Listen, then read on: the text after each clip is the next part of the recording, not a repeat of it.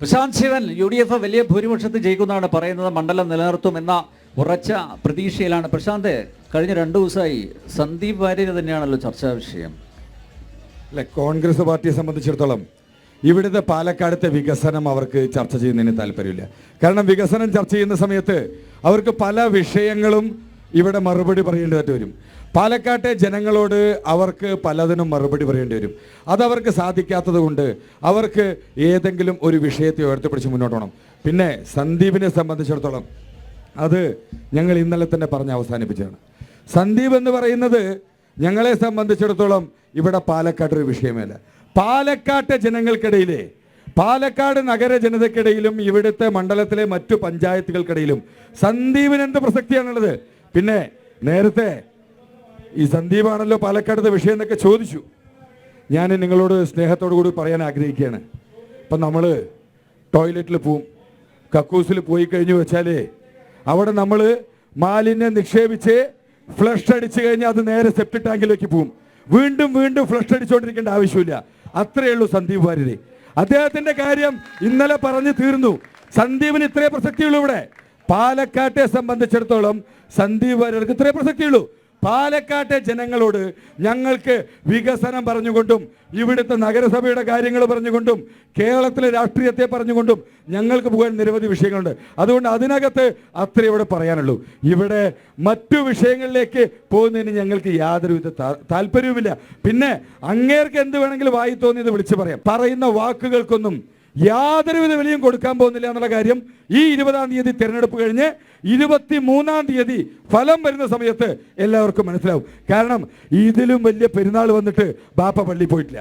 അപ്പൊ അതുകൊണ്ട് ഇതിലും വലിയ ആളുകൾ ഈ പ്രസ്ഥാനത്തെക്കുറിച്ച് എതിർത്ത് പറഞ്ഞുകൊണ്ടും പാർട്ടി വിട്ടുപോയിട്ടും ഈ പാർട്ടിക്ക് ഒരു അനക്കവും സംഭവിച്ചിട്ടില്ല. ഈ പാർട്ടിയുടെ രോമത്തിൽ പോലും ഒരാൾക്ക് തൊടാൻ സാധിച്ചിട്ടില്ല. ഇന്നും നല്ല നിവർന്നു നിൽക്കുന്നുണ്ട്. നീലകണ്ഠന്റെ ഒരു ശിങ്കിടി മാത്രമാണ് വാര്യര്. മംഗലശ്ശേരി നീലകണ്ഠന്റെ ശിങ്കിടി മാത്രമാണ് വാര്യര്. വാര്യര് പോയാലും നീലകണ്ഠനും നീലകണ്ഠന്റെ പട്ടാളവും വേണ്ടി വന്ന MN കാർത്തികേയനും ഇവിടെ തന്നെയുണ്ട്. അതുകൊണ്ട് വാര്യര് വലിയ ഉമ്മാക്കിയൊന്നും കാട്ടി പേടിപ്പിക്കേണ്ട ആവശ്യമില്ല. ശ്രീകൃഷ്ണകുമാർ അട്ടിമറി വിജയം നേടും, അത് തന്നെയാണ് BJPയുടെ പ്രതീക്ഷ. പ്രശാന്ത്, അല്ല, അട്ടിമറി വിജയം എന്ന് പറയുന്ന സമയത്ത് ഇതിനു മുൻപത്തെ തെരഞ്ഞെടുപ്പിന്റെ പാറ്റേണുകൾ ഒന്ന് എടുത്ത് പരിശോധിച്ച് നോക്കണം. 2011 തെരഞ്ഞെടുപ്പിലെ ഭാരതീയ ജനതാ പാർട്ടിക്ക് 20% താഴെയായിരുന്നു. 19.8% 2011 ഞങ്ങളുടെ വോട്ട് ഷെയർ. അതായത് കേവലം 22,300 വോട്ട് മാത്രമാണ് ഞങ്ങൾക്കുണ്ടായിരുന്നത്.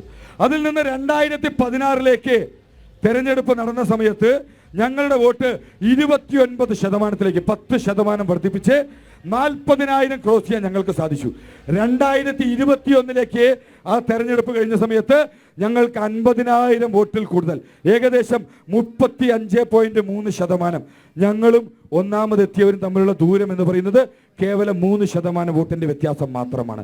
അത് എങ്ങനെയാണ് ഈ 3% വോട്ട് വിജയിച്ച ആൾക്ക് കിട്ടിയത് എന്ന് ആ തെരഞ്ഞെടുപ്പ് കഴിഞ്ഞ സമയത്ത് ഇവിടുത്തെ കമ്മ്യൂണിസ്റ്റ് പാർട്ടിയുടെ അന്നത്തെ 1ാം പിണറായി സർക്കാരിലെ മന്ത്രി തന്നെയായിരുന്ന ശ്രീ AK ബാലൻ പറഞ്ഞിട്ടുണ്ട്.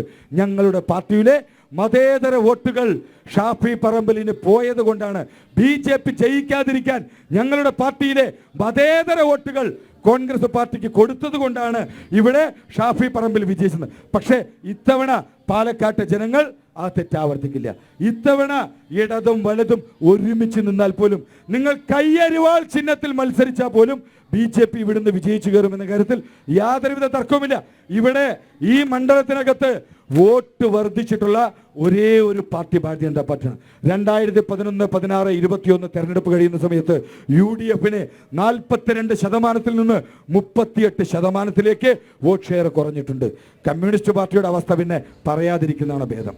ഈ മൊത്തം ഇന്ത്യ മഹാരാജ്യത്ത് ചുരുങ്ങി തലകിടായി തൂങ്ങിക്കിടക്കുന്ന വവ്വാലിനെ പോലെ തന്നെയാണ് പാലക്കാട് മണ്ഡലത്തിലെ അവസ്ഥ.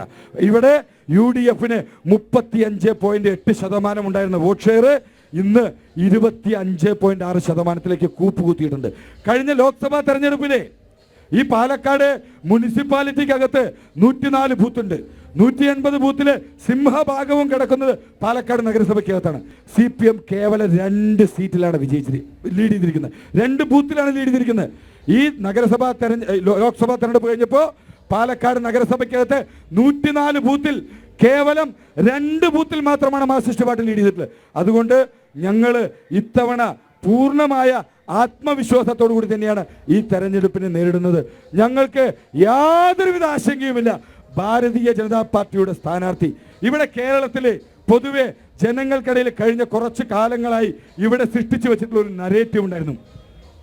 BJP എന്ന് പറയുന്നത് വളരുന്ന പാർട്ടിയല്ല, ജയിക്കുന്ന പാർട്ടിയല്ല എന്നൊക്കെ.